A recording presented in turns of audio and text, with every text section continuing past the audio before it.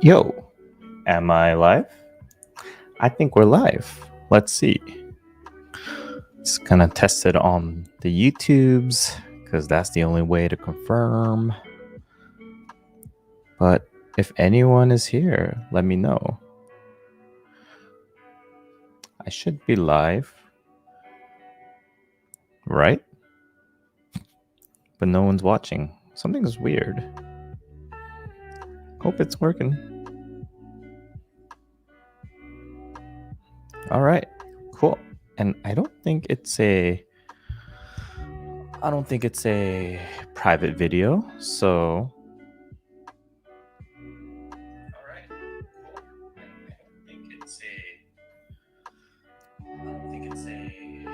cool. How's the music? Is it too loud?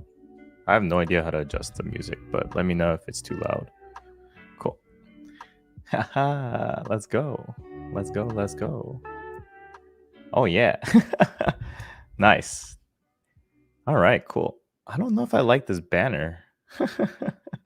Let's see. Let's see how I can change this. Default. There you go. I think I like that. Bubble. Yeah, let's do that one. I think that's better. What do you guys think? Hey, hey, hey. Happy, what day is today? Wednesday. Oh my gosh, I've been so busy. I can't even recognize what day it is anymore. But yep, today's super exciting news. I want to do a special announcement because right now, if you actually watch my last video about the web developer portfolio, I wanted to give away 3 free courses to I want to give away 3 giveaway courses to anyone that participated. So yeah, if you haven't done it, definitely check out the Twitter link, and I'm gonna do the announcement today. Hopefully more people show up, and yeah, if you're here, hit that like button. I'll greatly appreciate it. That way we could get more people on. But yeah, overall, I think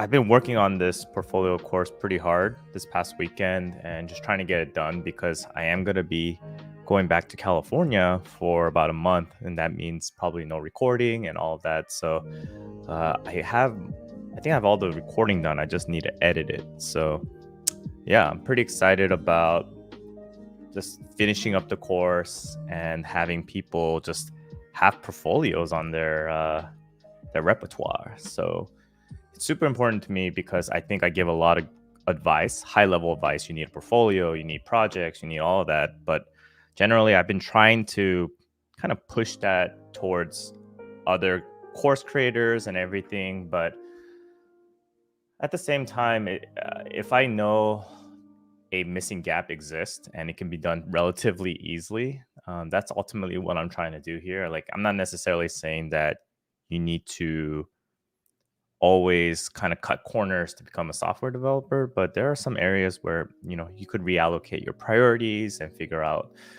what is important to you. So I think that's kind of why I built out this course. And yeah, I'm just really excited. If you haven't gotten my portfolio course yet and you're hoping to maybe get a free one, definitely check out the tweet that I wrote on I think I have it on my description right now. But if you retweet it and you like it, it puts you in the raffle or whatever you want to call it, and then I'll pick 3 winners from there, and then we'll see where we can go. So super excited. Just if you haven't liked this video yet, definitely do it because I think more people will show up. But hey, everyone's checking in. Yo. What's up, Q? How are you doing? How's everyone's week so far, or midweek so far?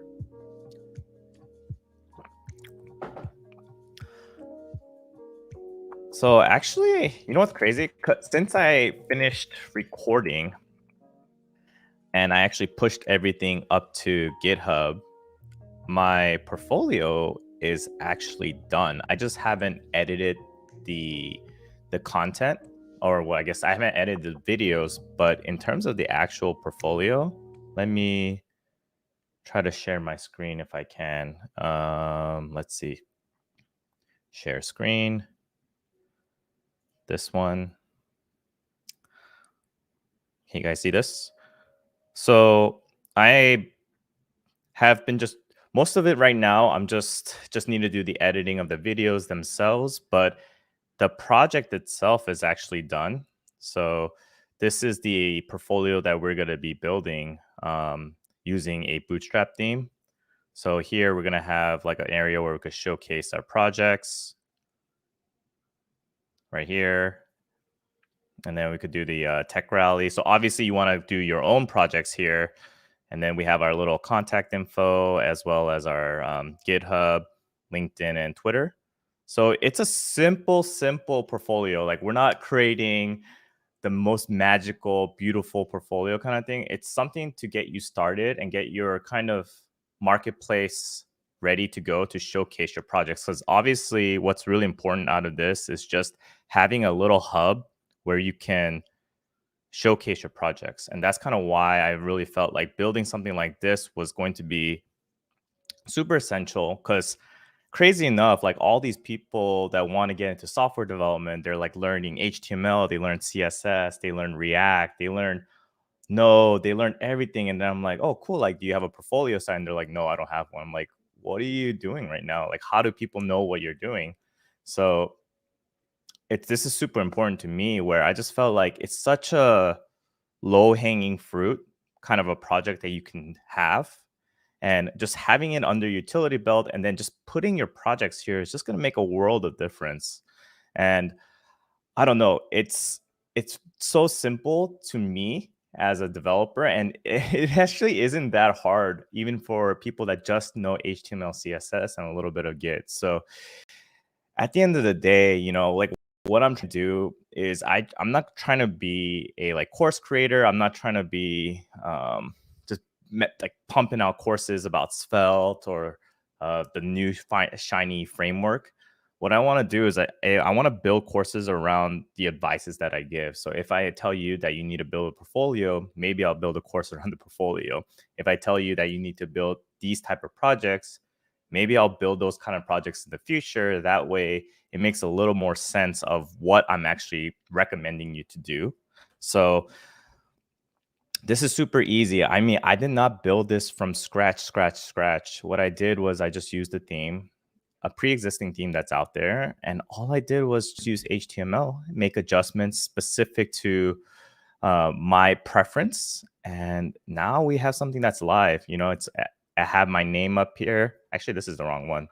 It's supposed to be alexanderjlee.net. So we even bought a domain as part of this course, so we can make sure that everything does look more professional.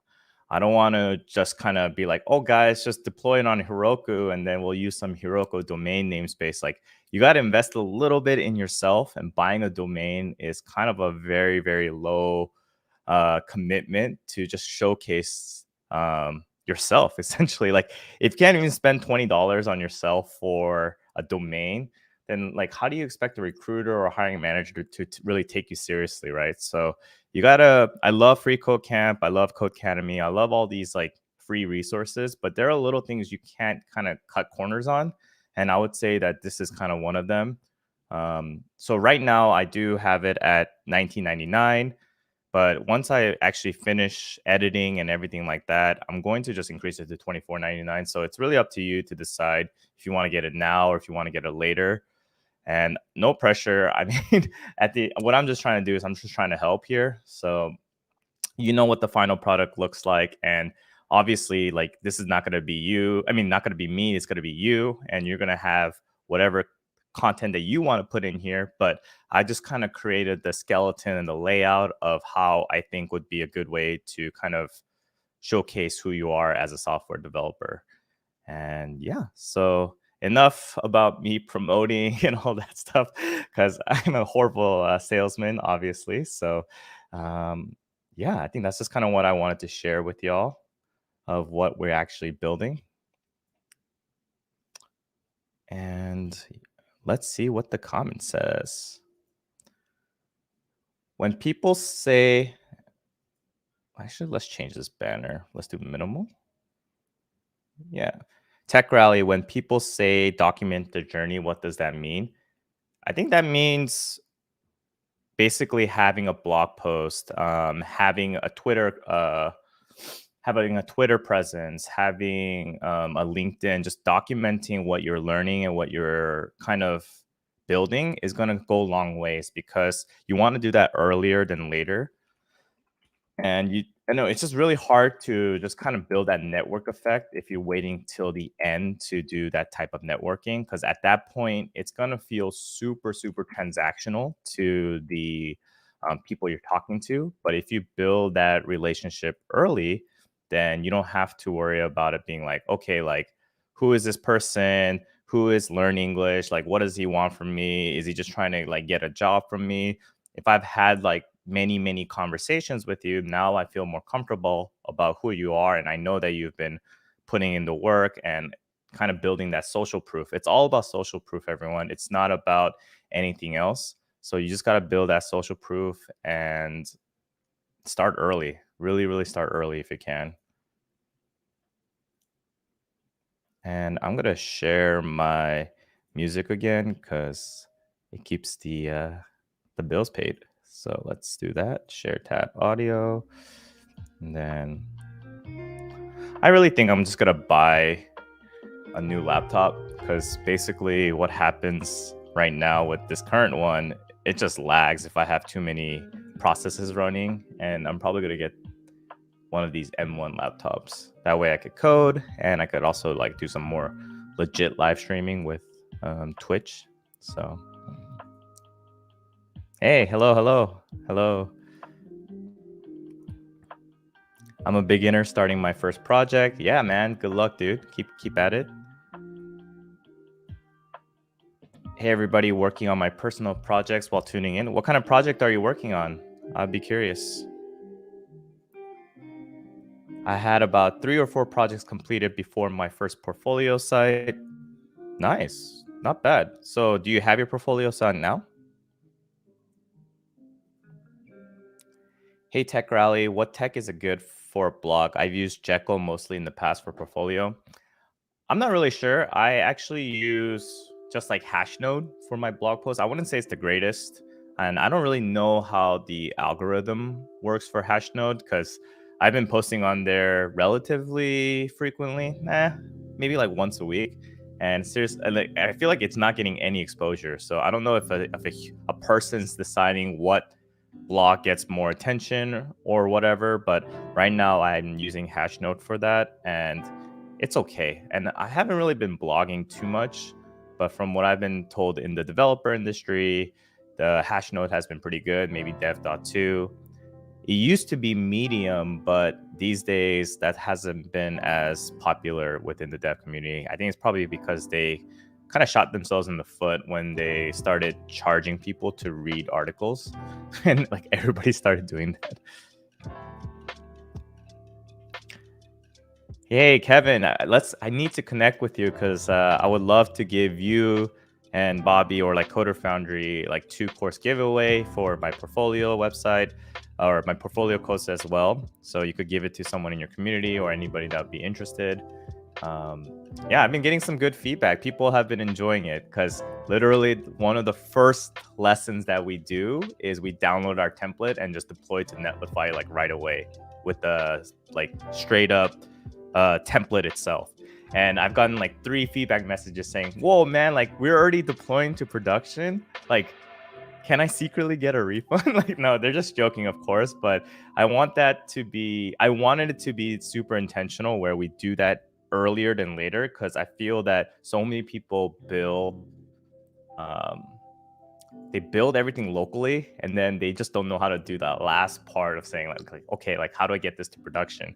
So that was kind of the reason why I did the strategy that I did, and I think that's super important. Yeah, exactly. It's like it's a quick win, and now that you know that you've got the hard part out of the way, let's just go section by section and we'll do all the easy parts after. So it's crazy because I really feel like a portfolio can really take you to that next step compared to other people learning software development.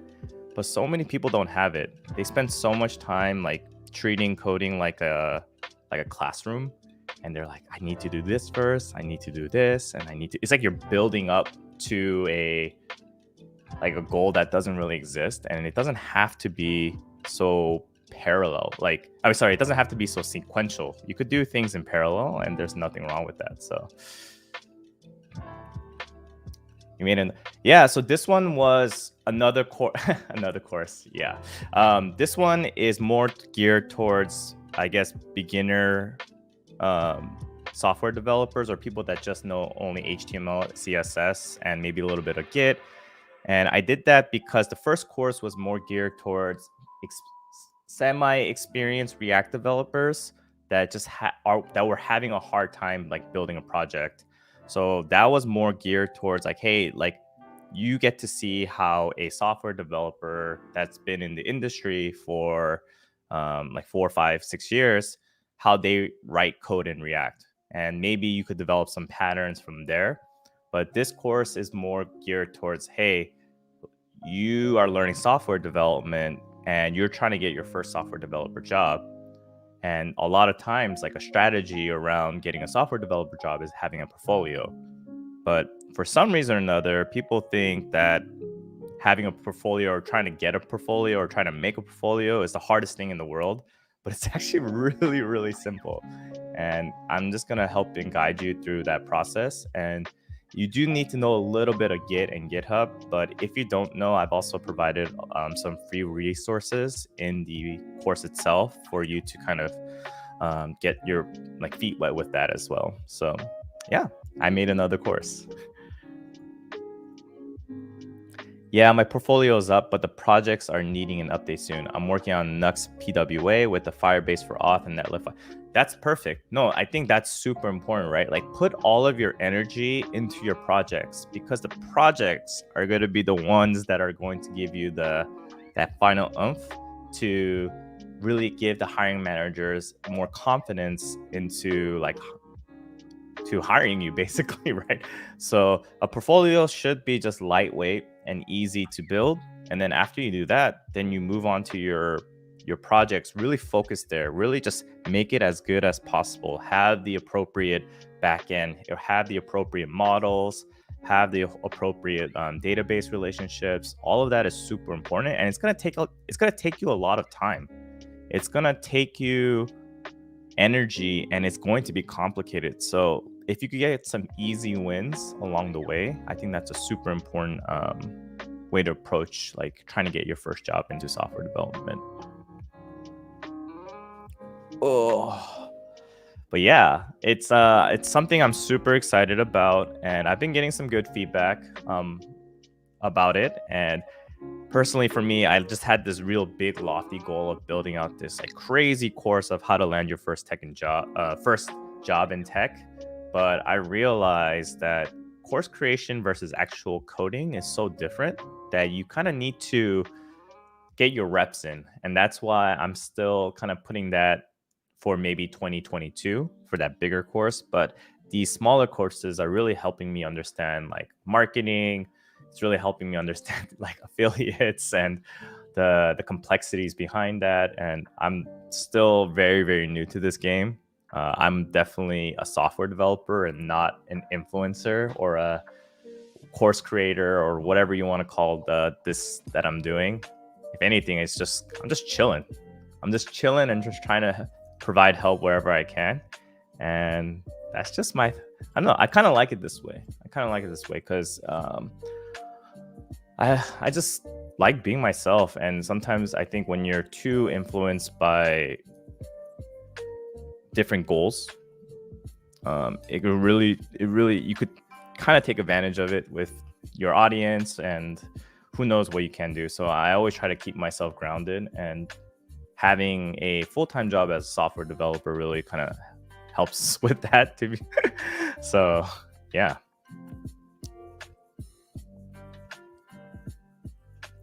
Now is the time to apply. It seems like everybody is hiring. most companies need people badly. Yeah, most companies do need people badly, but they're having a hard time filling in the roles because there might be an over influx of junior developers and not many good junior developers. And that kind of is unfortunate to say because a lot of us and a lot of my audience are people that are learning how to code, trying to land their first tech job. But the important thing here is to be able to stand out, put in the time to really, really learn. And if there are certain areas that you can kind of get, I don't know, a little ahead of the game or stand out a little bit more, then I think that's the way to do it. I'm realizing that it's as I'm talking to more and more aspiring developers, people that are just getting into tech, there's just so much to do and so little time to do it. And sometimes people want to give up after a month or 2 or 3 months, but I think it's just putting in your time allocation properly and just being realistic about your goals is how you're going to succeed and not burn out. So definitely more people need to get jobs, but or definitely more companies are looking for people in software development, but they want that little bit of experience for them to feel like, hey, we feel comfortable hiring that person. Personality to work with people is also very important in hiring. Yes, it is. All right, so if you haven't liked this video, please do, because help out the YouTube algorithm for your boy so we can have more people watching, because I would love to reveal the winners for the 3-course giveaway. I think there's about 40 entries, which is awesome. And I'm pretty excited about who's going to be winning this one, because I love giving courses away. So if you want to help your boy out, hit the like. I would really appreciate that. But till then, let's see. How is our video doing? Let's see. 13 people watching, which is pretty awesome. 11 likes. Dang, that's awesome. What's the best things do you think a beginner should blog about? I'm building a website. I find so many things difficult and learning. Do you think I should write about even my mistakes, even if they sound dumb? That is a very, very great question. I'm not sure if you need to go so in depth about all the mistakes you're making, but maybe you can emphasize one part that really, really got you stuck and how you solved it. But it is technically still a online presence, and when people read your blogs, maybe you don't want to come off as too much of a newbie kind of thing.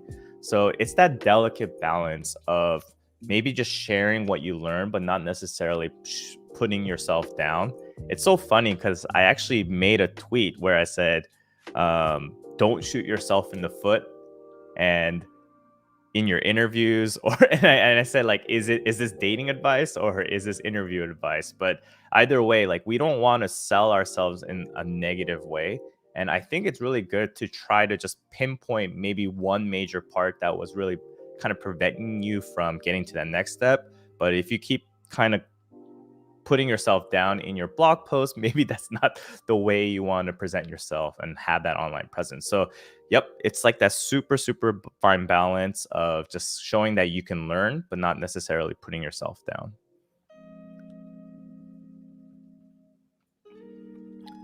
I'm putting my feelers out there for mid and senior front-end roles. Which projects were you the most interested when you started with development?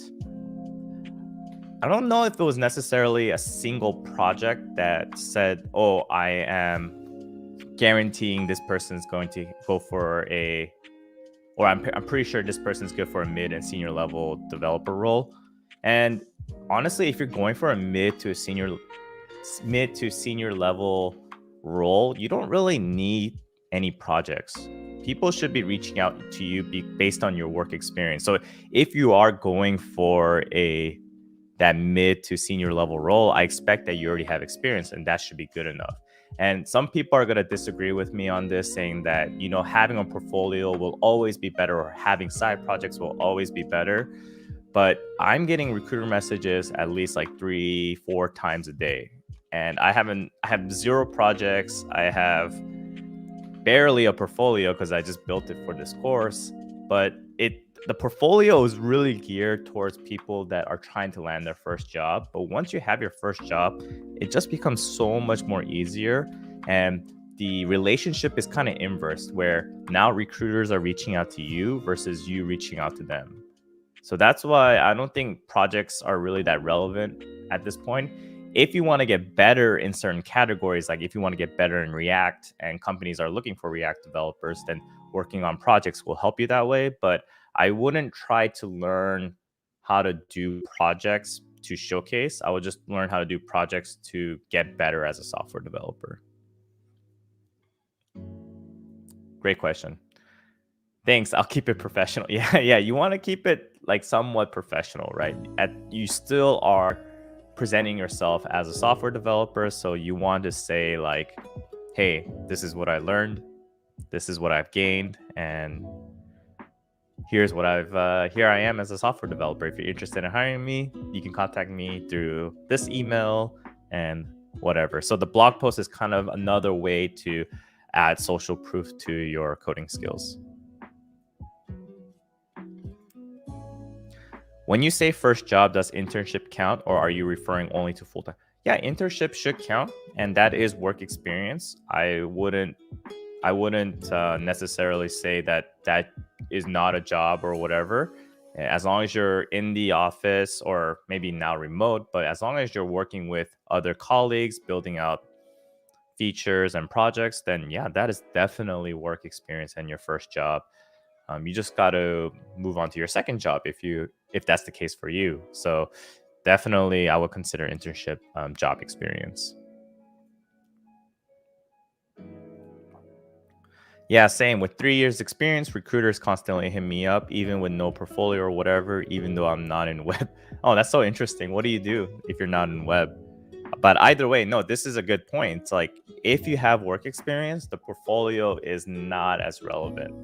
So for whatever reason, even going from your first to second job, I think some people have this like belief that the only way you'll get a second role, or feeling confident enough to feel like you can be worth hiring for your second position, that you need to have more projects and all of that stuff. But I really think that's far from the case. And from my own personal experience, I just got better at my company that I was working at, and that was good enough for me to go from my first to second job. And I totally agree. It is hard to get that first job, but once you get that first job, let's go, right? Let's go. Let's get that second job. It's easy peasy. Like LinkedIn, all of a sudden these like recruiters, their eyes just open, and you've only been working at the company for like 2 months, and they're like, "Hey, I know you've only been working there for 2 months, but would you be interested in this ed tech or finance company or all of that stuff?"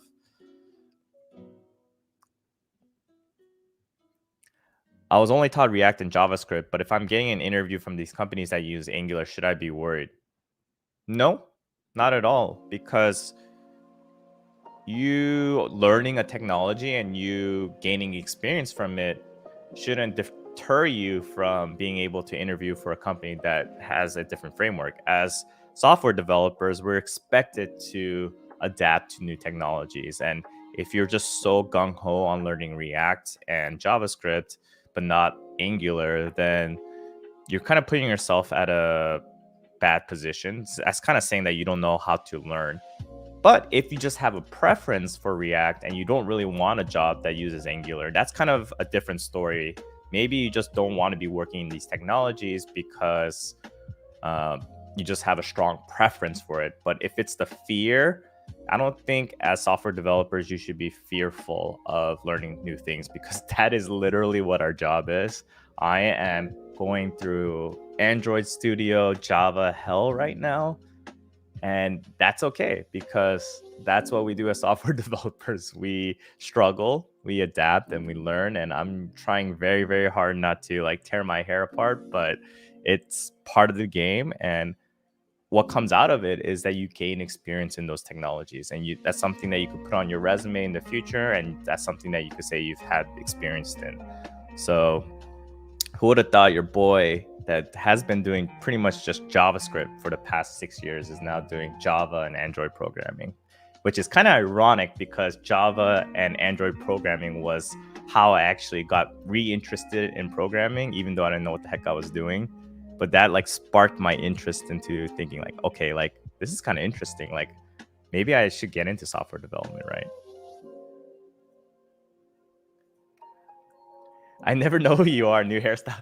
Yo, actually, I got a haircut after we met in person because my hair was so long and I'm going to a wedding this week and I just didn't want to look like a slob. So hopefully this haircut is a little bit better. It's a little cleaner on the sides, you know. Gotta look good a little bit, right? So, but everyone, if you don't know Jeremiah Peoples, I think he just had an interview with Mayuko. I don't know how you got that plug, bro, but you are hustling and working hard, my friend. Hook your boy up, bro. Hook your boy up. No, I'm kidding. But yeah, definitely give him a follow if you haven't. He's a full-time YouTuber, I believe. Or I don't know if he is full-time, but he's really, really pumping out that content. Once you're in the club, it's super easy. Super easy. You're just getting way too many messages. I feel really bad because I know people from the Coder Foundry and Bobby, they always say you should respond back to all the recruiters that reach out to you. But it is so hard when there's just too many emails. And that's such a privileged way to think about it. But I just want to emphasize how much it is easier when you do have that work experience, right? I'm getting so many messages from recruiters that it's hard to respond. What does that mean? Like that means that there is a very, very high demand for good software developers. And maybe people don't even know. Maybe I'm not that good. Who knows, right? But either way, if you have the work experience, that apparently is good enough for you to be considered like worth hiring for a second position or a third position or a fourth position. So it just makes life a lot easier, my friends. It really does. And that's why we just need to come up with a good strategy to help you land that first job.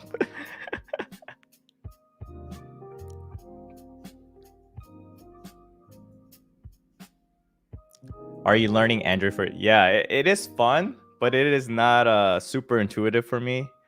But at the same time, it's probably because like building out these like really, really small basic projects are super easy. But when you're like jumping into a huge code base that already exists, that's when it gets a little confusing.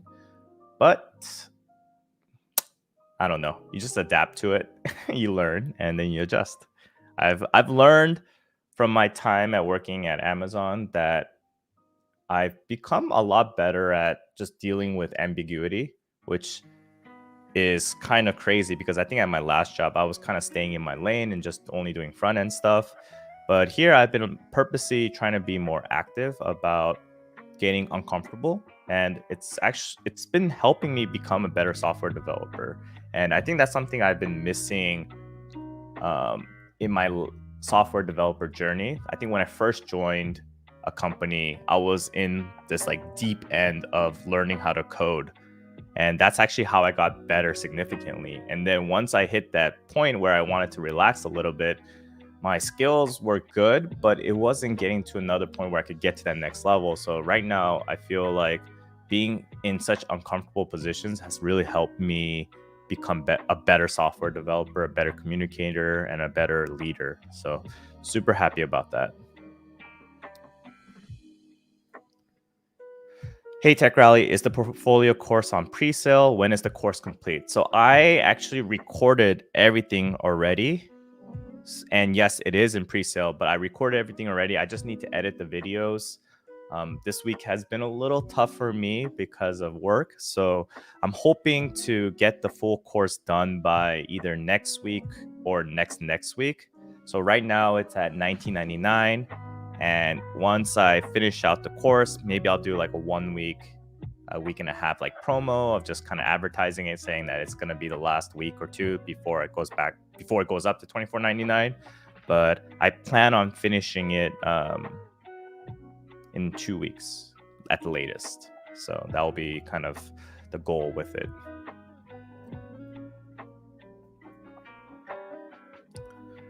I would like to hear your thoughts on Angular. Are industries using Angular a lot? Isn't Angular phasing out? So I think you have to really be specific about this, because there's Angular JS and then there's Angular framework, right?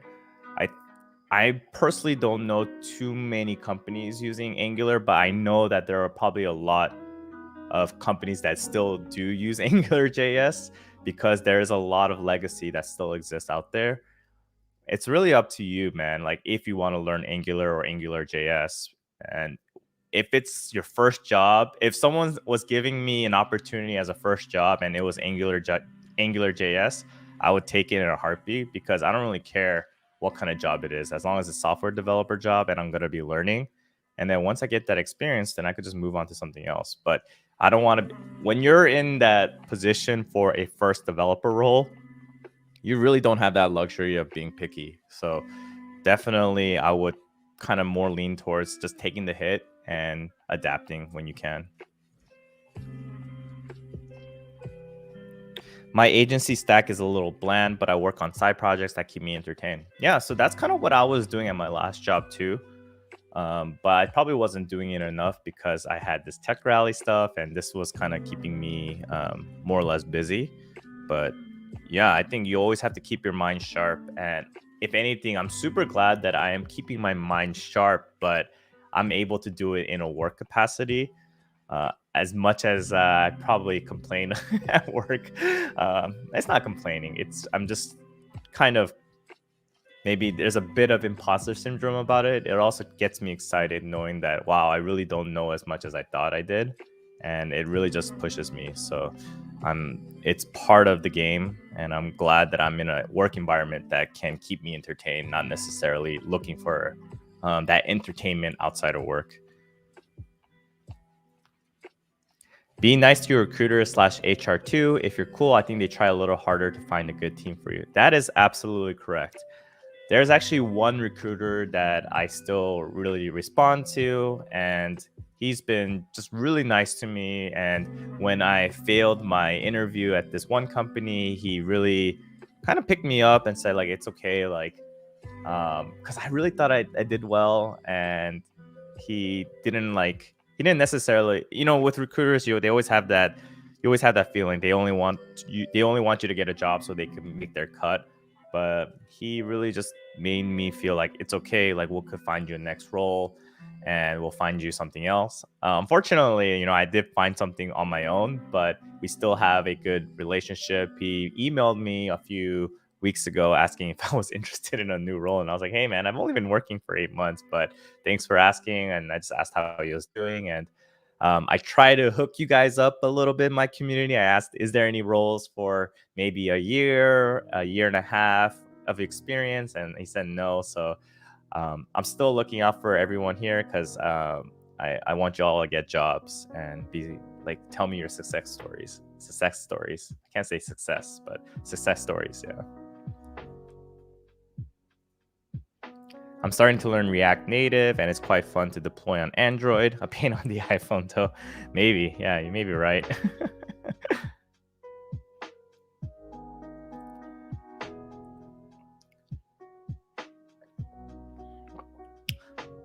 How long did it take you to land your first job? I'm starting JavaScript soon, hopefully. So I did a coding bootcamp for about 3 months, and then it took about a month and a half to 2 months to find my internship. And then after my internship, I did that for about a month, and then I got a full-time job after that. So that full-time job that I got, though, was a job I interviewed for before. My teammate and classmate got the job, and then another role opened up, so I didn't have to actually interview again, and then they just gave it to me. So that was really awesome. And that's why I really believe good karma pays off. I could have been really bitter, or I could have been really angry at my teammate for taking that position that I really wanted. But at the end of the day, when you know that your classmate deserves it because he's also a very smart dude, like you can only be happy for them, right? And I think that's just how I've been approaching with YouTube, everything in general. It's like I don't necessarily think of this as a competition with anybody. I just want to do what I can to make my mark in my little corner and help out as many people as I can.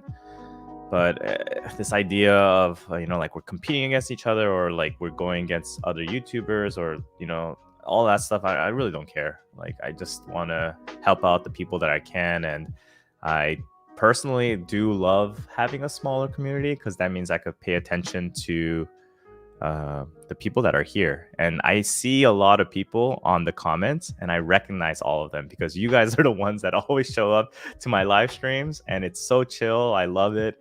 And thank you for coming, because honestly, without you guys, these live streams wouldn't exist. And it's so nice to be able to recognize the people that are making comments, and the consistency is there, which I'm appreciative of.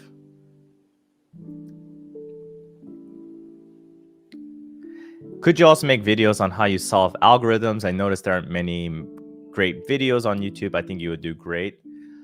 I think I could, but there actually is a lot of great algorithm videos already out there. So I'm not really sure what benefit I would give by doing algorithm videos.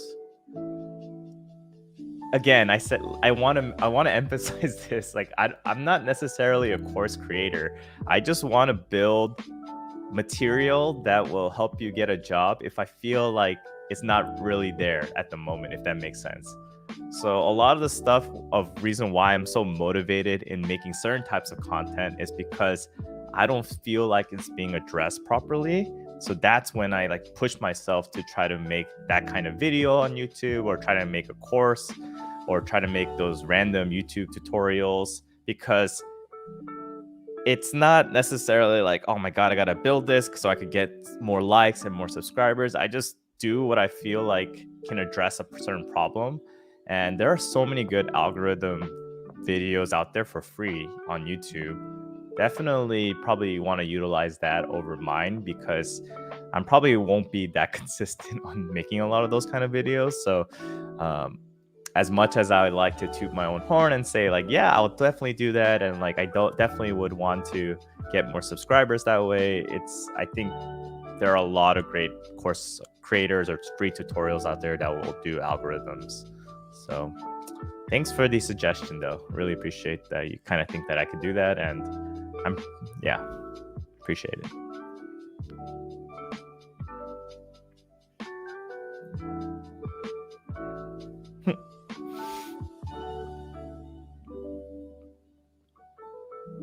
Oh, it's an elbow cuff. It's the emoji of this thing.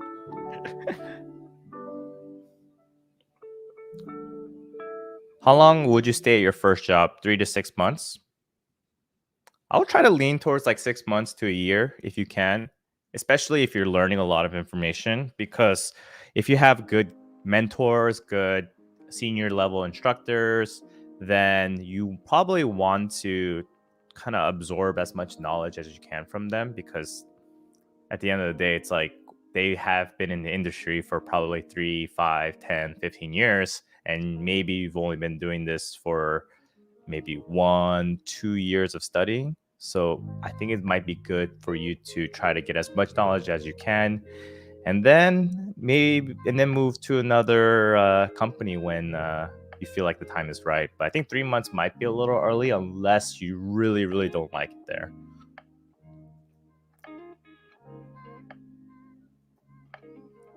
Where and how do you see the role of software engineers in the world of metaverse? Will software engineers' roles phase out and be replaced by metaverse? I don't even know what that means. I really don't know what that means.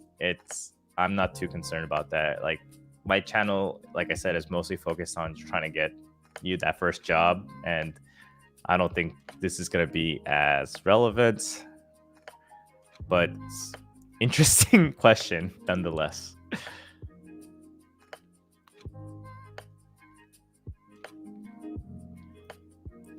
Yeah, man, appreciate it. Really appreciate it. How did you tackle JavaScript in the beginning? I actually tackled it more at work than during my coding bootcamp, which is crazy. So surprisingly, your front end developer boy here didn't really know too much JavaScript when he graduated his coding bootcamp. All I knew was Ruby and Ruby on Rails, and I was like, I hate JavaScript. It's all about CoffeeScript. And luckily, working at an agency, it really does expose you to um, a lot of different technologies, and that's kind of what got me going in terms of this front end developer journey. I really enjoyed looking at the changes that I've made really quickly and getting that easy feedback. And in general, that's kind of how I tackled JavaScript. It really was something that I just jumped right into. And if you know one coding language really, really well, and in this case, my coding language was Ruby, and I wouldn't say I was the expert at it. I just knew it enough where I could kind of translate, oh, this is what you do in Ruby. You use the word def for your methods, but in JavaScript, you use the word function. And I was like, okay, like translating that one-to-one was really helpful for me, moving from one language to the other. And now even going from JavaScript to Java, the Java language is actually not that hard. It's more about just translating what you would normally do in JavaScript or whatever language of choice to what they do with theirs. So it's just the adjustment you have to make.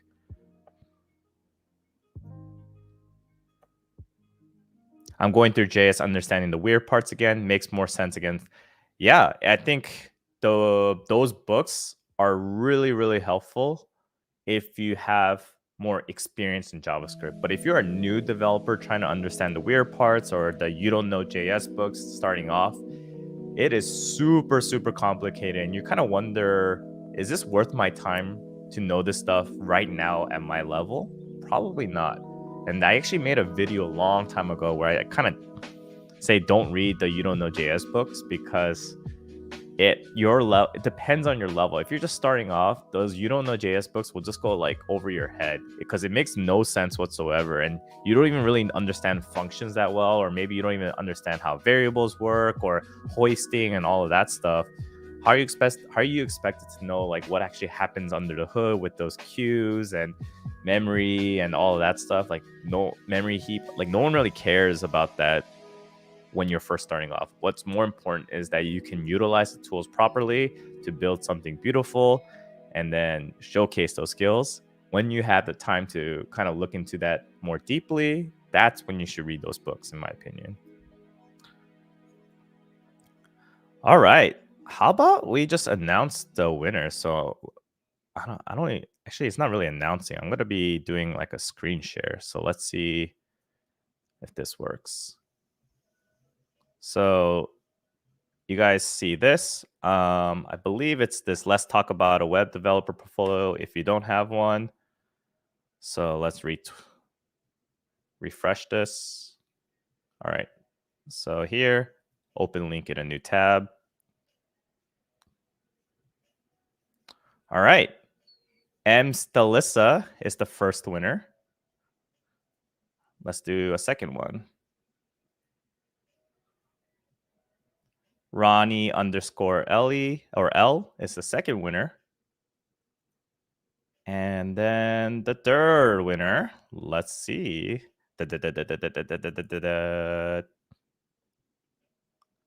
Smith Web Dev. All right. So I'll be reaching out to those three individuals.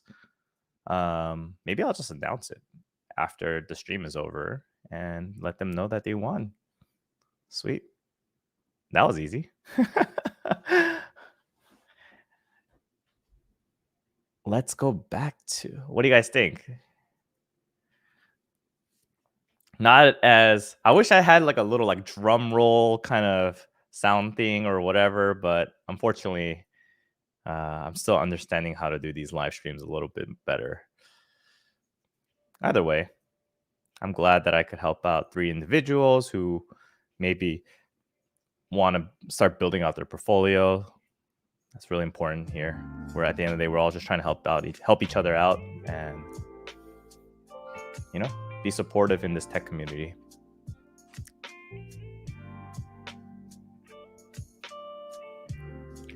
Looking at getting a Galaxy Book Pro 360. I have a S21 Ultra and I'm a fan of the Samsung ecosystem. Not in that. I used to work at Samsung actually in the semiconductor industry. I did not like it at all, but it's okay. I think Samsung products are great, but after using Apple products and having an iPhone, having a MacBook, having an Apple Watch, having AirPods, it just makes life a lot easier when everything is kind of connected. But yeah, I mean, Samsung products are good. I just feel like Apple products have never really broken on me, which I'm super grateful for because that stuff is expensive AF. So, yeah. Oi.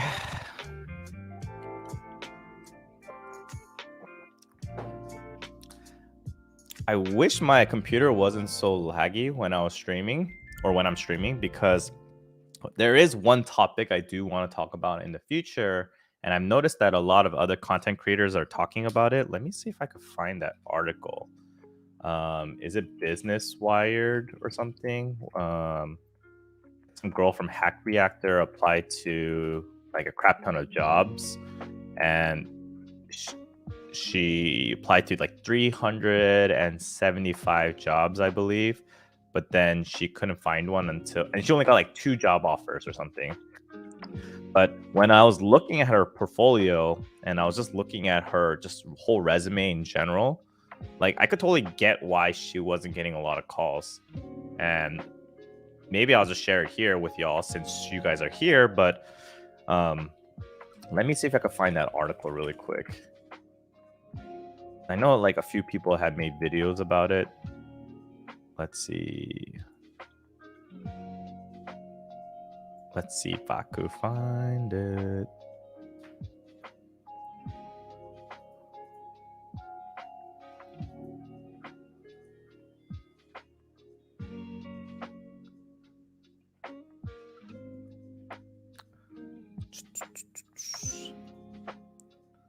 What's your dream goal as of now?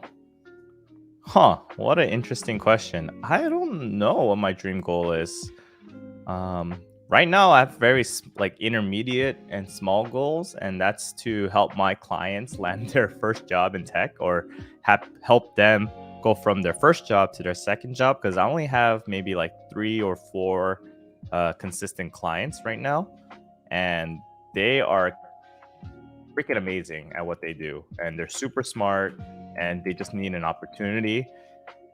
So I'm just want to help them land their first job and just basically leave me alone, right?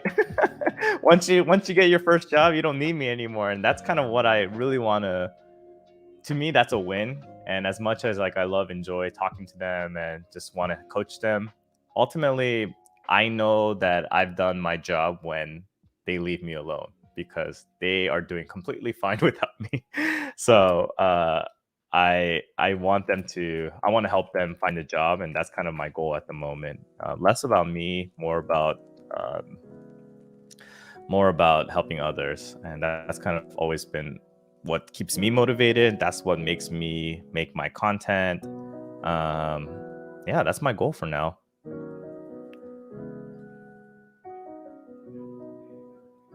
Oh, I found the article. Yes.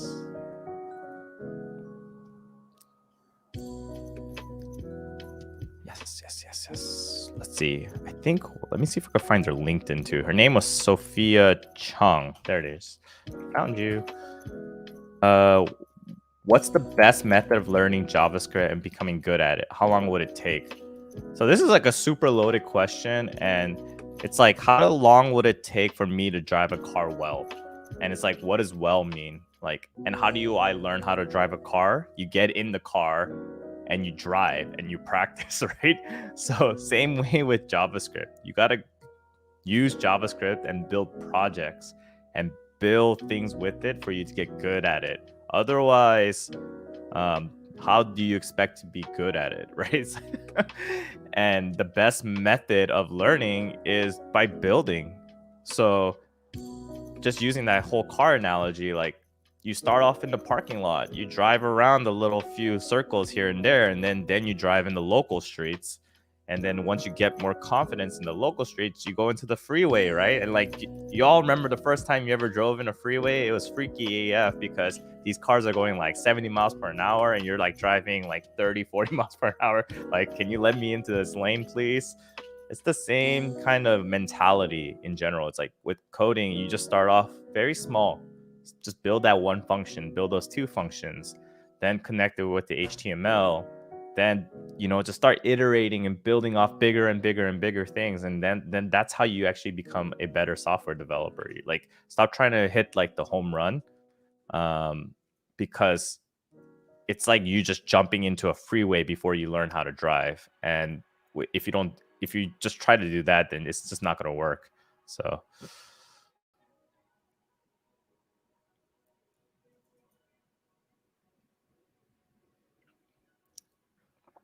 okay, I found her LinkedIn, and oh my god, my computer is so slow.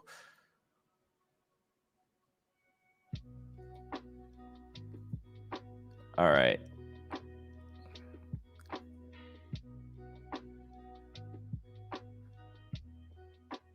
I think. All right, I'm just gonna read everything, and I'll share with y'all what my interpretation of why this person was failing in so many of her job interviews and whatever. But if you guys don't know the context of it, maybe I'll just share this first. So let's see.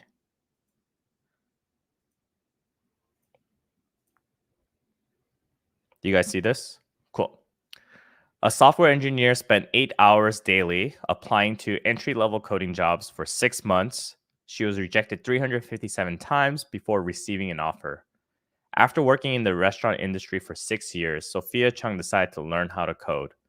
Well, first of all, how are you spending 8 hours a day applying to entry-level coding jobs? Like, I don't understand how you spend your day, like, after you kind of went through your coding boot camp. But to me, spending 8 hours a day is probably not a really efficient way to spend your day when you're trying to get your first job. I would try to break that down into like 6 hours of coding and 2 hours of applying, because um, she must be doing something wrong if she spent that much time um, applying to entry level jobs. I get the grind, and I get that you have to apply to a lot of um, companies, but it sounded like she was probably just spamming a lot of companies by applying through Indeed. Maybe, maybe not, but let's just keep reading. Oh my God, you cannot see this. All right, let's zoom up a little bit. Is that better? All right, cool. Hey, Bezos. She applied to entry level software engineering jobs from 9 a.m. to 5 p.m. for 6 months straight. Okay. That's pretty crazy, in my opinion. 357 rejections, 40 interviews, and 2 offers later, she's making more than double her old salary. So she got 2 offers out of 357. So like a 0.5% of the acceptance rate, I guess. I guess 2 offers out of 357, or I guess 40 interviews too. Yep. Sophia Chung's career started at a Korean barbecue, where she worked as a host and completed her bachelor's degree in business administration. After graduating from Fullerton, she was promoted to assistant general. Then a coworker started teaching her how to code. Okay. She fell in love. I know it's cliche. It was my passion. Like the millions of Americans who quit during the Great Resignation, Chung had an opportunity during the pandemic to exit the restaurant industry and switch career paths, something she had been wanting to do for some time. With restaurant closures forcing layoffs, she volunteered to be among those let go. Okay.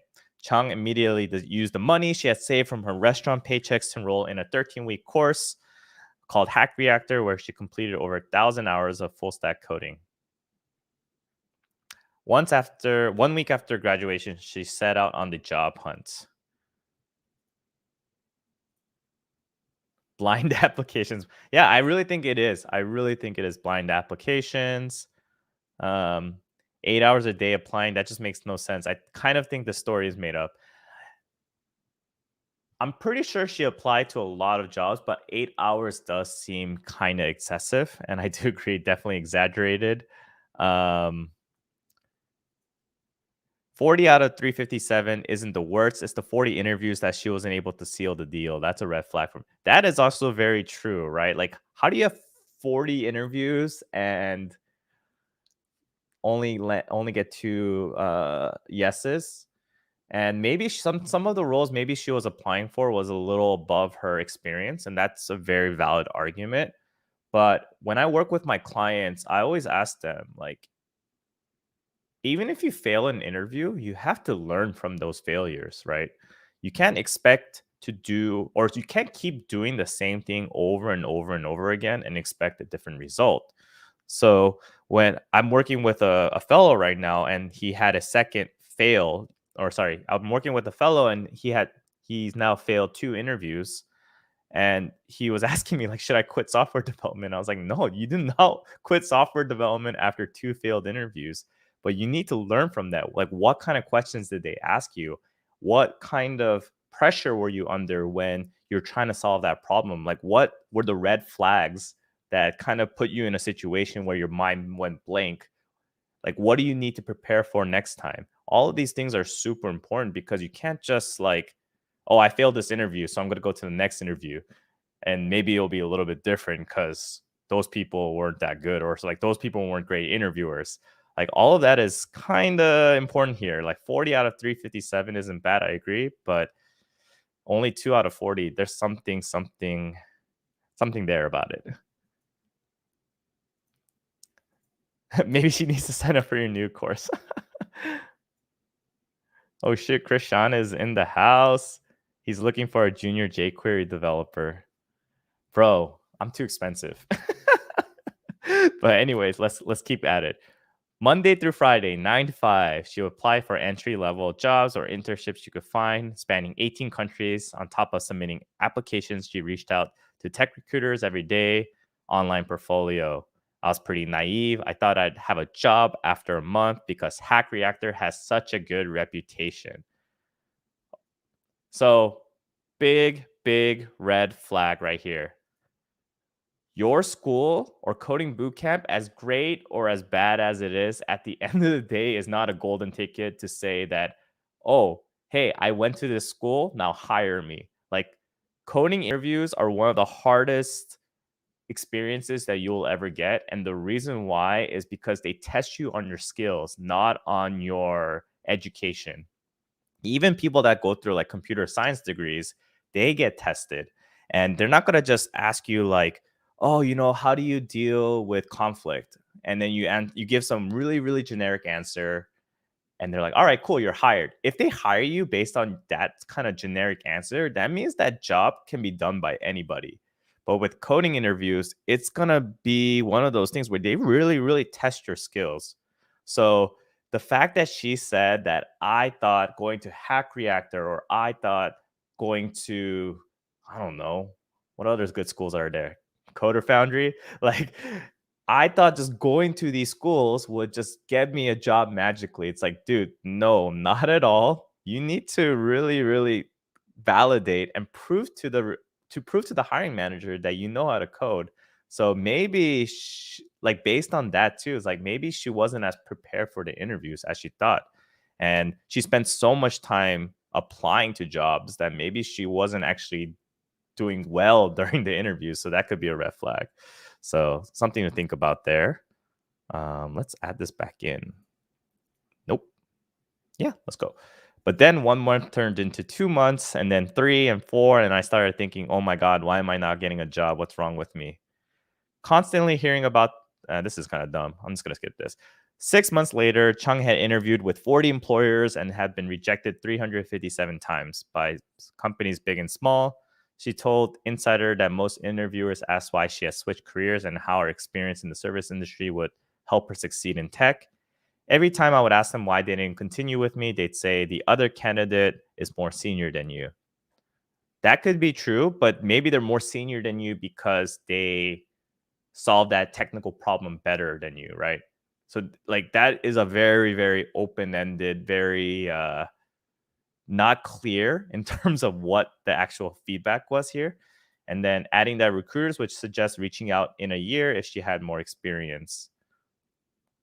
The same week, Chung was supposed to head back to working at the restaurant. She received 2 job offers. One, a junior software engineering position at Homey, would pay 120% more than her previous salary, she said, which, at the end of the day, like, as much as I am feeling like I'm critiquing, she got the job and she worked and she hustled. So you can't necessarily say what she did was a failure, but I think maybe if she tweaked her strategy just a little bit, she might have gotten the job a bit faster. Because if you have 40 interviews, I feel like you need to learn from each one and adjust accordingly. Like, what are you doing wrong that you can make yourself better the next time, right?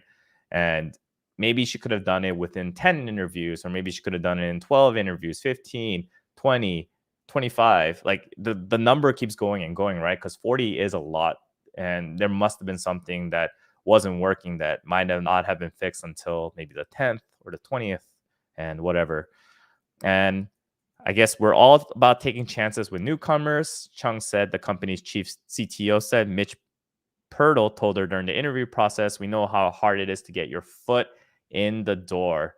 This is super important, everybody. Like, as much as you would like to critique the person that's doing the application process, that's doing the interviews, sometimes you just need to find an employer that's willing to take a chance on you.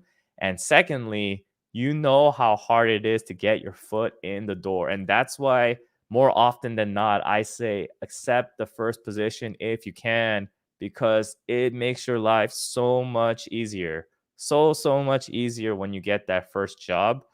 But I've seen and I've heard some horror stories. Like, even Kevin has told me that, there are people that have rejected their first job offer because of, I don't know, some weird reasons outside of just pure tech. And after they rejected it, they had this belief that, hey, I'm going to be able to get a second offer really, really quickly. And then it becomes 1 month, and then it becomes 2 months, it becomes 3 months, it becomes 4 months. And then you're like, holy crap, maybe I should have just taken that offer, right? So it's just crazy to think that you rejecting an offer when you have nothing else lined up and thinking that you're just going to get a second one easily is it's crazy to me to think that you can think that, because it's just so hard to get that first offer.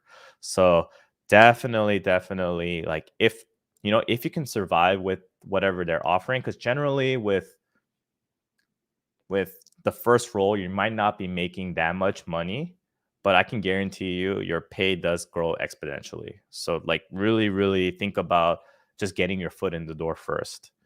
Um, let's finish this out. As she accepted her new position, Chung posted about the strenuous job hunt on LinkedIn. Hundreds of job applicants struggling to find work flooded the comment section asking for advice, with similar stories of constant rejections. I know there are shortages just about everywhere, but I feel like there's so many people looking for jobs at the same time. I just don't know why it hasn't balanced out yet. And the reason why it probably hasn't balanced out yet is because there aren't enough skilled junior developers, right? And not all, how do I phrase this? Sometimes this is the problem with, like, coding boot camps, right? When you prioritize scale, and scale as in scaling the number of people who graduate. I know some coding boot camps don't do this, and some coding boot camps do. Is like, all they care about is graduating as many students as possible.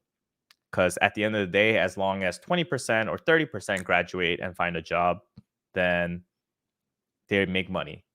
But there are some more, I would say there are some more very kind of self-aware boot camps that would say, like, hey, let's not be those kind of boot camps where we have overlapping students, or where we have a student to teacher ratio of like 100 to 1, right? Like, all of these are red flags if for a specific coding boot camp, if you're noticing, like, hey, like, where is the priority on the students, right? So even with coding boot camps, I don't want to say like coding boot camps are bad or coding boot camps are good. You just got to find the right one that will kind of put you in a position to succeed. So yes, there are shortages of jobs, but there's just like an overabundance of really meh software engineers. So you got like, how do we fill in that gap? Is you got to really find the proper roadmap if you're doing a self-taught route, or you got to find a good coding boot camp. You got to find the good material. Otherwise, you're gonna just be part of the same group of people that just can't find jobs. So I think that was kind of something that I got out of this a little bit. But at the end of the day, she found a job, which I thought, you know, kudos to her. And how long did it take her? She said it took her 6 months, which is actually pretty fast. I know some people are gonna say, "Well, I expected to get it at 2 months. I expect to get it at 3 months," but uh, that's something that I would say that is relatively fast. But one thing I do want to note, and I think I do want to share this, is I did meet, not meet, I did find her portfolio website, and her portfolio website is actually not too bad. But the one thing I did notice about her portfolio is that when I click on it, it goes straight into her GitHub. And this is like not good. If you are working on your portfolio and you have projects, I think providing a GitHub is fine, but that one click should go straight into the URL of your project. Like if I'm a hiring manager and I'm not gonna download um your package locally and then run it on my computer. I expect to just basically click it and then see your application, right? So, like, the fact that all of these clicks are going straight into your GitHub is just like, I don't know. It's just, to me, it's basic requirement to have it go to a domain, and like a domain you bought, because it's just too hard to be able to interpret this. Like, what the heck does this even mean? Like wine and wags? Like, I have to read your product description and then really understand how to create my authentication flow locally. Like, I don't know. Like, this is just, it's not a good way to sell yourself, because maybe this picture is like, I don't know if these, yeah, maybe, she does have like a little demo here, which is kind of nice, but I don't know. I think it could be a little bit better if she was able to just go directly to a domain rather than kind of um, referencing to a GitHub link. And that's, I think, one thing that she could have definitely improved on her portfolio. And then she made this portfolio herself, which I think, for someone that created it on her own, I would say she did a pretty good job. But just using a theme is so much nicer and cleaner. And this like, as software developers, I don't think we're the best color theorists and knowing what colors work well with each other. And this gray look, it may be good for some people, but I think it could be definitely improved on when you have some professional that's going to tell you some good primary colors, good secondary colors, good like link colors. Just having a template for your portfolio will make your life a lot easier, because you don't have to come up with this from scratch. So I think those were my two critiques from it, mostly. And overall, though, you cannot say what she did was a complete failure, because she got a job. It just took longer than expected. So maybe there was a little bit of a stress associated to finding your job, because maybe for her the expectation was that I was going to get a job in like 3 months or 2 months or immediately after, because I went to Hack Reactor. But um, it's definitely not the case. So, all right, rant over. Let's see. Number one, let's turn on our lo-fi music. And I pretty much feel like I was neglecting the comments when I was going through my little rant here. So let me share my screen.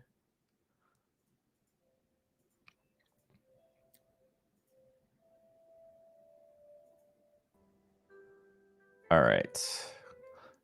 We'll minimize lo-fi girl, and then I'll just close Sophia's portfolio stuff, because that was just an interesting topic to talk about. All right, so what did I miss? it's a skill-based industry. You need to prove you have the skills. Doesn't matter how you were educated. I completely agree. And that's why I love and hate these coding interviews, because in some regards, you don't know what the heck they're going to test you on. But I really believe that if you have the right, at least base skill sets, you can kind of answer any question that you need to. So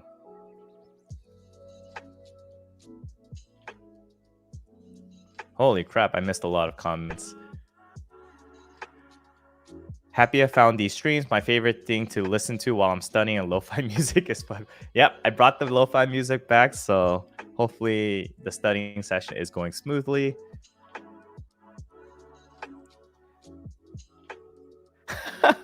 Taking my courses, the recruiters will be impressed, right? It's such a loaded question. Of course it is, right? No, but I think it's more along the lines of people don't even have one, and they have this fear of making one. And it's not as hard as you think it is. It's not rocket science. I really want to emphasize that. What we're building isn't going to be revolutionary, but what we are building is something, and something is always going to be better than nothing. And that's kind of what I want to point out here. Is like, we don't need to create the next Facebook of portfolios or the next Instagram of portfolios. We just need to have something there. Just show up, right? Just show up and build something. And that's the difference between developers that are just learning how to code and developers actually utilizing the skills to build something and showcase it. She got the job. I read. Yeah, exactly. She got the job. And I totally agree with that sentiment. She got the job. It took 6 months, and I think 6 months is not that bad. Could she have done a little bit better here and there along the way? Should she have taken a one-on-one coaching session with Tech Rally? Possibly, right? Possibly. We could have reduced that from 6 months to 3 months, maybe. I don't know. But at the end of the day, she found the job, and you can't blame her for that. So good for her. I looked into boot camps, but the self-taught route worked well for my learning style and much cheaper too. Yeah. Personally, I needed a boot camp route because I knew that I get way too distracted easily. I get FOMO. I get a lot of different things, and I just wanted to be in an environment where I could only study and that's it. And that really helped me out in my coding journey. But yeah, some people can have that self-discipline to study by themselves. Dude, how do you keep your room so clean? Basically, I just move all of my stuff to the side, and then when the stream is over, I just push it back in. So I have a big ton of laundry that I need to fold after the stream is over, and yeah. My room is such a mess. This is Lily, Dana's daughter. Please shout me out. Hey, Lily, how are you doing? Your mama is a fabulous developer, and she's killing it. I am very impressed by each week how much she's improving. And yeah, I'm really excited about the project that she's building and she's going to be working on. And yeah, super cool. Very cool. I'm very excited. She's killing it. Showing you could deliver a published product is worth so much, and it's so easy to do. Even I can do it. I don't know if Kevin can do it. Ugh, that's debatable. No, I'm just kidding. It really is. Kevin, I don't know what you were doing before you joined Coder Foundry and started doing a lot of their videography stuff, but you just being in that industry day in and day out, you could already see what parts are so easy and what parts are very hard. And I think just having that guidance and understanding of what areas that you could just really quickly have a small win and what areas where you really, really need to put some time commitment to is super important. But I think with so many resources out there and so many different opinions, like Python versus JavaScript and all of that stuff, people get confused. So being able to just filter out the noise and just really solidifying on what you need to do to get that first job is super important, in my opinion.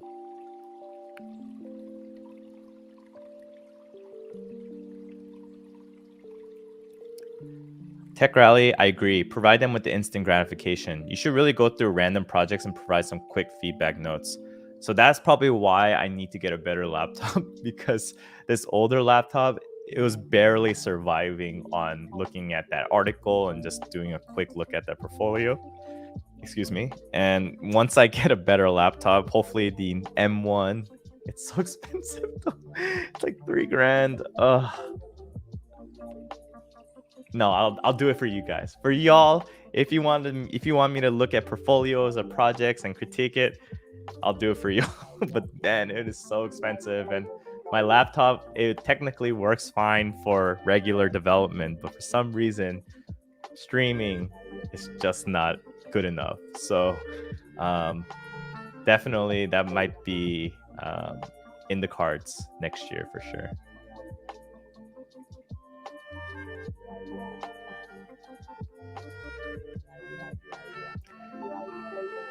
Guys, if you do like the stream, I would appreciate a like, right? Let's get, apparently the more times you like the video, the more times people will show up. I don't know if that's true, but someone had told me that, and I noticed that it did work. I don't know if it's a causation or what is it? Dang it, don't quote me on this, but basically, hopefully it works. And then correlation or causation. That's what I was trying to say. So yeah. Oh, I guess Nightbot deleted your message. Sorry about that.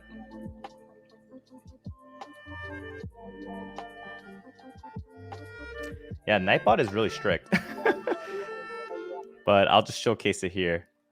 I love these live sessions. They are really motivational. Thank you, TechRally. Let's go. Yeah, so when Nightbot is really strict, I will be the one that will showcase the comments. Sorry about that. Hey. We got some interesting names, usernames in our chat room today. We got Hey, we got Big B, we got Learn English. I feel like these are all fake accounts. No, I'm kidding. I don't know if you guys heard, but apparently YouTube is now removing the dislike button. What do you guys think about that? Personally, I think a dislike button is awesome. It just shows you the opinions about your audience and what they feel about that specific video. If that video sucks or it feels like you're scamming people or whatever, it should have a lot of dislikes. But I don't understand why they're removing it. Well, I wonder if people were getting too many complaints about it, or YouTube was getting too many complaints about it. But what? Someone thumbs down the stream? Messed up. Come on, guys. You guys hate me? No, I'm good. If apparently you also need haters, right? If you don't have haters, then you know that you didn't make it. So before I used to only have likes, which was great, but it also validated the fact that not many people will probably watch my content. So in some regards, having haters is a good thing.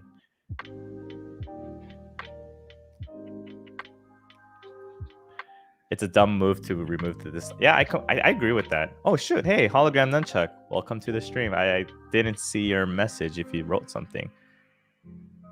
Sounds like I missed some good stuff. Yeah. We were just talking about the web developer portfolio course, as well as the I pulled out the 3 winners. I'll message them on Twitter after the stream. But yeah, we were just kind of going over portfolio stuff and announced the winners. And then we kind of went into this weird segue about this girl who graduated from a coding bootcamp and was trying to find a job. And now we're here. Thank you, Bree Powered. I appreciate it.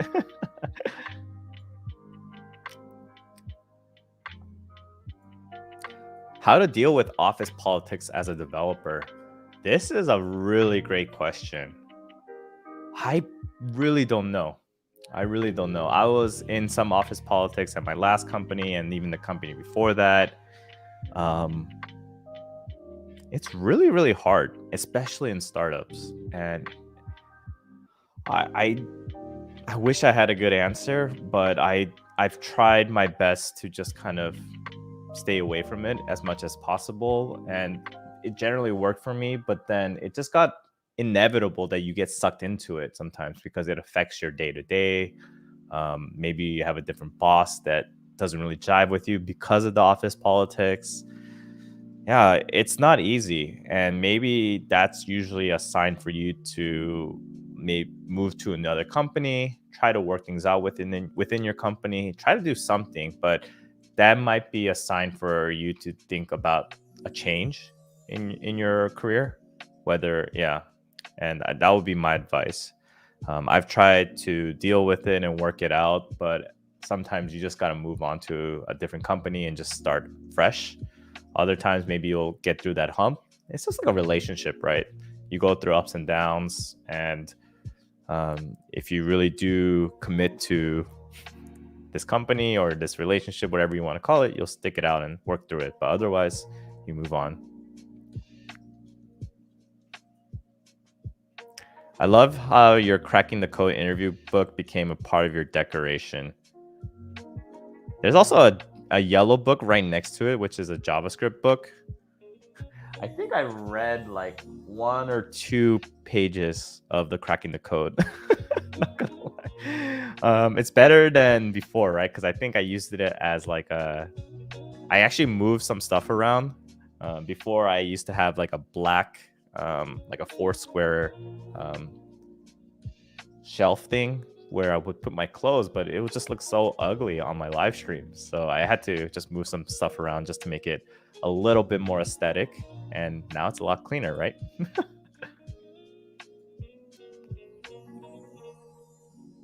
Do you think more jobs will open up and the industry will grow or decline? I think it's growing, just based on how many requests I'm getting for interviews, and that is something I realize has been a constant until I really see just like this overwhelming amount of software developers, and it's just too easy to hire one, and it's not really a technical skill, or it doesn't become a technical skill anymore. Then maybe that's when I'll get concerned. But so far, the reason why these interviews are so hard and everything is because they really, really evaluate you, and that is super important. Have you been to the Amazon HQ? No, I haven't actually, because I'm based in the New York office. So I haven't really been able to go into the Seattle office, but I actually saw it from afar last time I visited. But I didn't have any of my credentials at that time, so I just worked from home remotely in Seattle. Oh, sorry, in Seattle. Oh, also, guys, I'm gonna be gone for a month, so no live streams for a month. I know I don't really do it consistently anyway, but just wanted to give you guys a heads up. This will probably be my last stream until early December. So definitely wanted to say hi. We'll talk about the free portfolio course winners, and then just kind of let you guys know that I will not be as active on YouTube, at least from a live perspective, for a good month. Going to California, going to be spending some time with my parents and family and just relax for a month. And their internet connection is pretty bad, so the live stream won't be as ideal there. But yeah, this is my last live stream for about a month, so I miss those live sessions. Yeah, I'm sorry, man. I definitely need to do it more, but it's really hard. Work has been pretty tough late. Work has been pretty tough for me lately, and just been spending the extra hours trying to get better at coding. So it hasn't been that easy to do these live streams. But I was just thinking that since I'm gonna be gone starting tomorrow to California, thought I just gave one last hurrah of a live stream and then just enjoy these last few minutes, or maybe how long have I been streaming for now? Hour and 30 minutes. Yeah, so maybe I'll spend like 10-15 more minutes of streaming and then call it quits. Yeah, appreciate the streams. Enjoy the next month. Yeah, thank you. Maybe I'll clip some of these up and then kind of put it up as a video. So thank you for all of these questions, because sometimes it's so hard to come up with these topics. But hey, and Learn English, and so Bree Powered, you guys, Logan, you guys are just drilling me with all these questions, and I love it because these are little clips that I could put together and then just post as a video. So this is awesome. I'm so glad that I have such an engaging community that wants to know about just software development in general. So yeah, man, it's something that I'm very appreciative of. Will I be taking breaks from coaching sessions? No, the coaching sessions will still be available because it is more just one-on-one versus me having to like set up my studio and all of that stuff kind of thing. So that will still be there. And yeah, right now I have about consistently 2 clients, and that's okay because it makes it a lot easier to stay dedicated and focused to them. But if you do want to schedule something, it's in the description. Are Nightbots also going to California with you? Yeah, maybe. Maybe we'll just do a live stream with Nightbot, and then everyone could kind of troll me if they like to. Oh man. So definitely after this live stream, I'm probably gonna be packing and then cleaning my room and then working a little bit on Android stuff because I'm just too curious. I need to get some of this stuff working, and I just can't. It's like an obsession, right? That's why coding is like a love-hate relationship sometimes because no one's forcing me to do this, but I just can't help the fact that I can't figure it out, and I must figure it out. So this is a good break for me right now to just be able to talk to y'all and just chill, relax, and yeah, have some good conversations. Essentially, this is awesome. What does this even mean? I have no idea. Is there an Amazon? Oh, I see. That's pretty funny.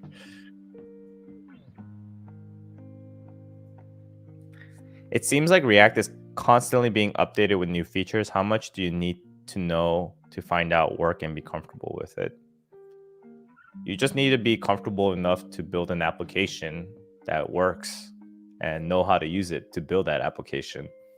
I don't think too many new things are coming out. Just know your hooks. And when I say know your hooks, just know your basic hooks, like use state, use effect, maybe use ref here and there. Like I personally don't use ref enough to the point that I have a very comfortable understanding of it, but I have a good understanding of it enough where if I ever need to use it, I could just refer to docs and just use it that way. But I would say use state and use hooks are like the go-to.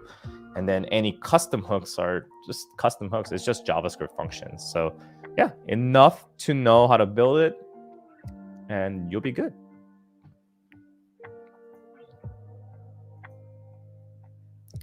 That's the best. Wanting to figure out is the best feeling. Yeah, it becomes like an obsession, but at the same time, I do sometimes need to step back and say, Alex, you just staring at this screen for 2 hours straight or 3 hours straight and not being able to solve the problem is not going to help in any way.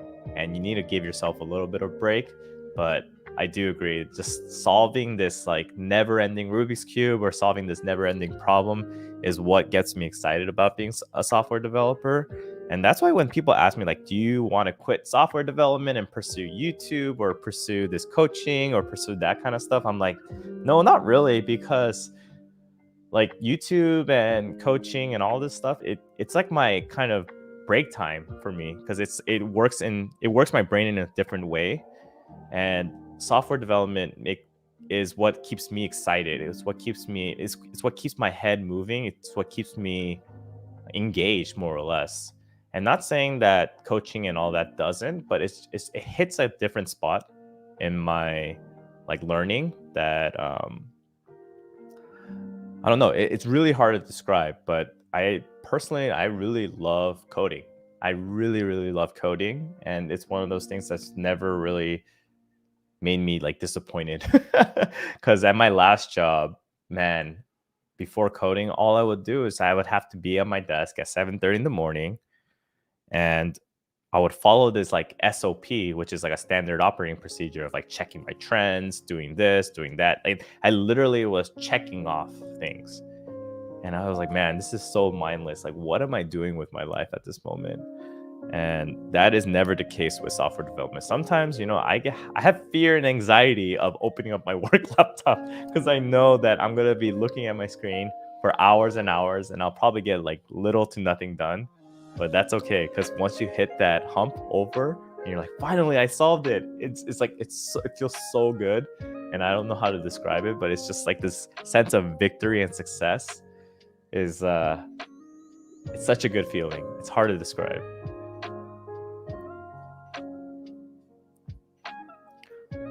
Hey man, Logan, if you're still here, thank you for stopping by. Thank you for asking a bunch of questions, and I'm definitely gonna clip this, so appreciate it. Hope you have a good night.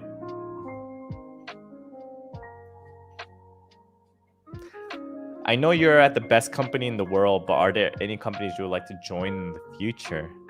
Hey, you're trying to get me fired, man. I don't know, actually. There are a lot of great companies that are out there.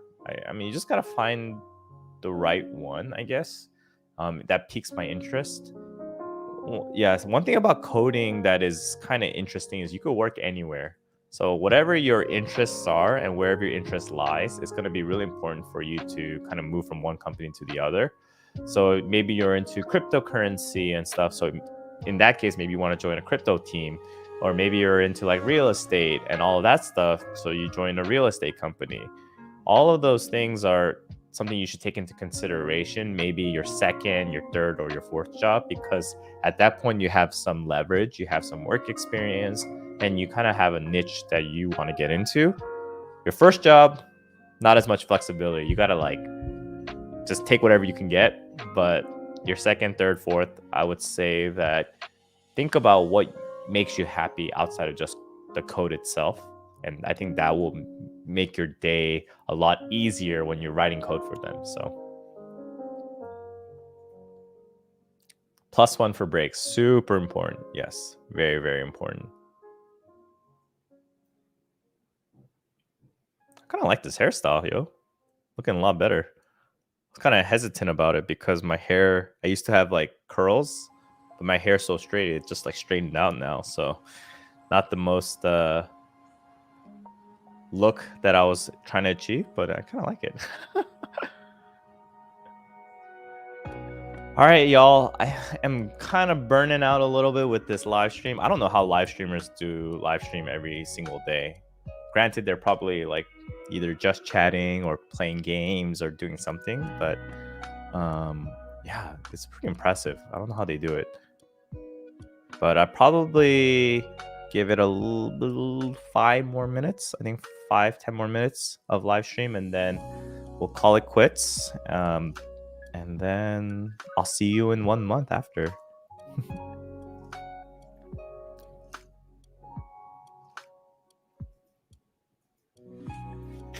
Man, you really want to know about this JavaScript question, because I feel like you asked me the same question, packaged it up in like a different way. Maybe you moved the JavaScript in the first part of the sentence, and now you're like moving it to the second part of the sentence.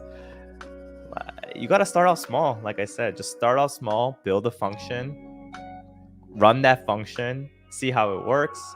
Now make another function to call another function, see how that works. Call 3 functions in chain and see how that works. Use some variables along the way, then start integrating HTML, then start building a project. All of that is just baby steps. So I'm not going to answer this question anymore about you learn English. If I see it, I recognize your name, and I'm not going to answer this. I'm just engaging in mindless banter at this point. But hopefully, if you rewatch the stream, I answered your question probably like 5 times. No, I'm just kidding. It's all good. I like how Nightbot prevented you from sending this. I'm so sorry. Hey, but no, thank you. Hey, for the $2 donation. I really, really appreciate it. You didn't have to at all. Like, I just do this for fun, and I like talking with you guys and providing value for you. Thank you again. I mean, you really didn't have to, but I really appreciate it. Man, Nightbot is just it's just going for for all y'all right now. So good. All right, man. Non-traditional tech. Good luck, sir. Good luck. Yep, I think I'll be probably done in 5 more minutes too. So, any last-minute questions, send them over. Except learn English. No, I'm kidding.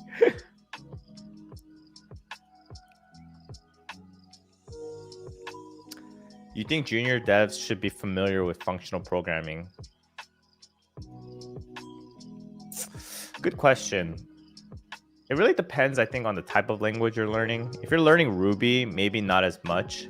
If you're learning like JavaScript, probably good to know. But yeah, like object-oriented versus functional. For my personal journey, I started off with object-oriented and then started understanding how functional worked. It's really hard to say because I'm like thinking about it from a perspective of time allocation and like what is better to learn and what's a better strategy. I think the industry is definitely kind of more geared towards the functional style of programming within the JavaScript ecosystem. So if anything, I would try to prioritize that more. But I think when people first start learning how to code, the object-oriented style is a lot more easier to just absorb because you're like you have this object, you have certain types of states associated with it, and then you instantiate it, and then you work your way that way. But in terms of the JavaScript ecosystem, I feel like they definitely embrace functional programming more. So it's a tough question to answer because it really depends on at what point do you want to kind of change that mindset from object oriented to functional or functional to object oriented. But really good question.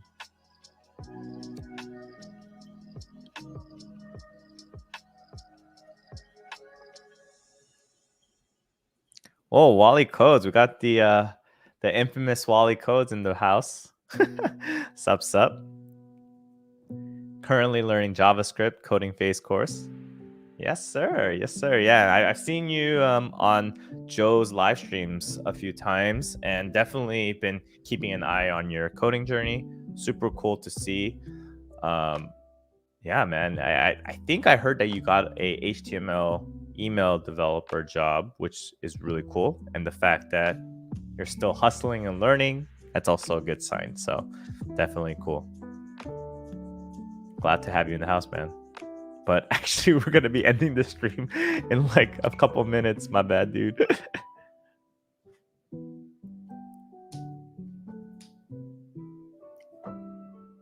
Good question. I'm still at a point where I try to build a project on my own, but get stuck pretty quick along the way. Any advice? Spend the hours to figure it out and read the errors. You have to always be reading the errors because some people just panic and they're like, I see red, so I don't know what the heck I'm doing. But even within my React course and my portfolio course, I make errors all the time. And I actually don't erase those errors because that's just part of coding where I don't know what the heck I'm doing at that point. What is it that I need to help me debug this issue? And some people are so focused on the quickness of the output, like I need something to render out or I need something finished within this 1 or 2 hours of coding because that's all I have for the day. But it's sometimes better to spend those 1 or 2 hours trying to fix a really, really small bug because next time you run into it, you're going to know how to figure out that problem or use that experience to figure out other problems. So rather than just thinking about output, think about the journey. And it's kind of like the whole Philadelphia 76ers. It's all about the process, even though that process failed. But just think about the process and how you were able to debug. And that's, to me, is the more important part than just saying, like, I need to get this project done in 2 days or I need to get this project done in 10 days. Like, stop, like, speed running through your coding journey. It's better to just focus on making sure you really understand what the heck you're doing. Great question. Yes, sir. Yes, sir. I just did a little interview with Coding After 30, his most recent vid. Oh, cool. I actually need to take a look at that. I don't know. Um, I'll be curious. I'll take a look. What differentiates a junior dev and a senior dev? Well, I think you kind of missed the mid-level developer as well, right? A junior level developer is someone that comes in and you're hoping that this person can, eventually they could kind of take on a specific responsibility or maybe start a project and like work on it and build it themselves. But ideally, when they first join a company, they may be working on bugs, getting themselves familiar with the technology. They may not really understand like agile and how all of that works. But it's basically you're grooming them to be able to be self-sufficient. A mid-level developer is someone that can just kind of come into a company and start building pretty quickly. And they could probably lead a project potentially within like 3 to 6 months. And they are kind of like, they're very good at building and they're very good at pushing up code. They're very good at having good technical conversations. And then a senior developer is the one that really thinks at a high level, like, are we building the right architecture? Are we thinking about speed, performance, security? They're just kind of coding, but at the same time, they're just thinking at a high level, like, are we in a best position to succeed? So these are kind of like the stages between a junior, mid, and senior that is kind of important to like differentiate. But you definitely don't go from like junior to senior. I think there really is that mid-level developer that can really kind of play both sides between a senior and a junior. And sometimes some mid-level developers, they do what seniors do, and sometimes they do what juniors do. It really just depends on the type of company.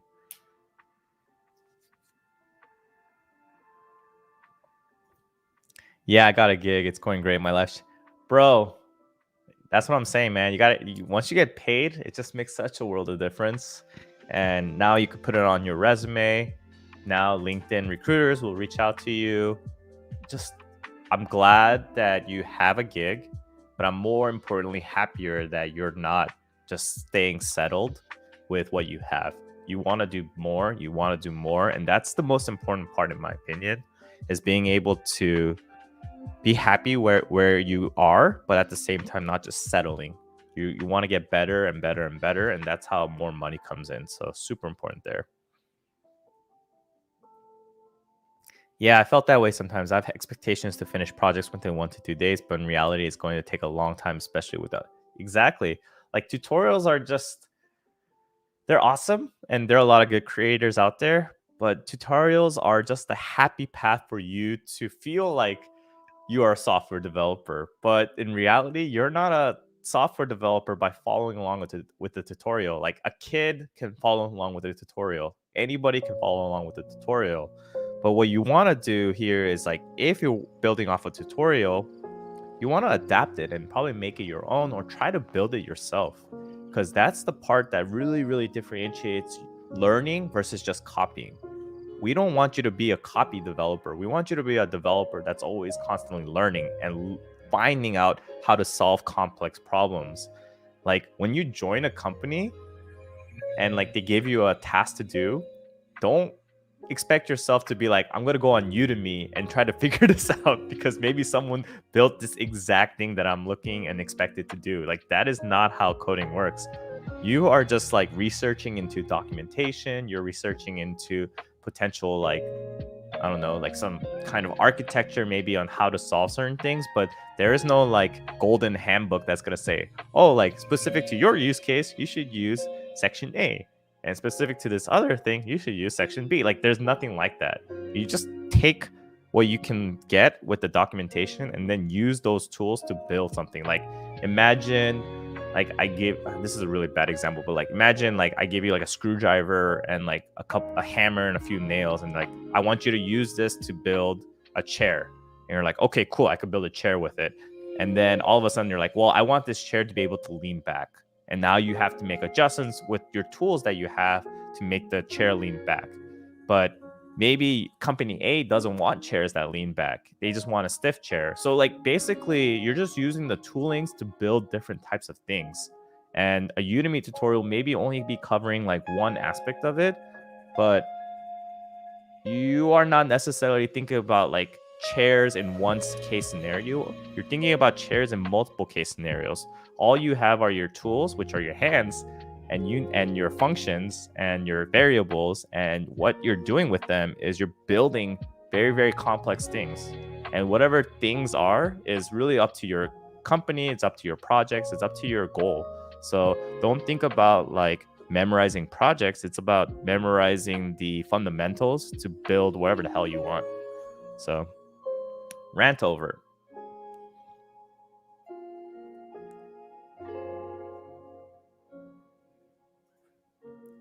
When starting a task that you're not too sure how to make, do you hit up Google first or do you try to figure out on your own first? I usually try to hit up on my own first. You saw how I tricked you there? I actually try to figure it out on my own first. And then I just try to figure out parts here and there where I may be a little stuck. But overall, I'm not trying to, like, if I'm building tic-tac-toe, I'm not going to go how to build a tic-tac-toe. I'm just going to say, like, how do I filter certain things to get to the answer that I'm trying to get? So it's not about like finding a solution to the actual task. It's about finding solutions to little parts here and there that I'm trying to solve. So, all right. I said that I was going to leave, and I probably stayed a lot longer than I promised. So I think this is probably a good time for me to end the live stream. So yeah, 1 month, guys. I'm going to be not live streaming for about a month. Maybe I can clip some of this stuff up and I'll post a video that way, but super thankful for all of these questions. If you're looking for a portfolio course, or if you don't have a portfolio, why not? Literally, why not? It's so easy to make. And if that is something that is just missing in your like resume or missing in your repertoire, I would really consider you just signing up for my course. It's in pre-sale right now at $19.99. But once it's live, it's gonna go up to $24.99. Like I said, yeah, I'm not a salesman, man. Like, I'm not gonna force anybody to do it, but I really feel like the stuff that I make is not for me, it's for you guys, and I want to help my community be in a better position to succeed. And I really feel like if you don't have a portfolio, then you're doing yourself a disservice. And like, even if you don't do my course for the portfolio and you see something on YouTube, do that instead. Like, I really don't care. I just rather have you have one than not have one at all. So definitely have a portfolio. It's so important, super important to have one. And you just need to stand out from the pack, right? There's so many junior developers out there. There's so many people that want their first job. I feel like you would even be above like 60 to 70% of the people that are looking for their first jobs by having a portfolio. So however means or however way you want to get it, please just have a portfolio. That's the first thing. And the second thing is coaching. If you guys want coaching, I do have coaching sessions that I do. And I don't really advertise it too much because it's not something like, I'm pretty busy. And unless people are really, really committed to this, I probably don't want to coach in general. But the people that I do coach, they are the ones that really motivate me to want to help them succeed. So if you really want to like strategize and really figure out a game plan for you into how to become a software developer, like, my coaching strategy isn't like a one size fits all. Like, I really try to adapt to based on your skill level and everything like that. I don't do like group coaching because it's just really hard because everyone's going to be at different levels. So those are the two things I'll like shamelessly plug because I'm going to be gone for a month. So if you guys want to help your boy out or whatever, or you guys want to get better, definitely consider that. But other than that, I think this has been a very productive stream. And yeah, cool. This is where I kind of awkwardly just get out of the hello. No, I'm kidding. All right, guys, I'll see you in the next video. Bye.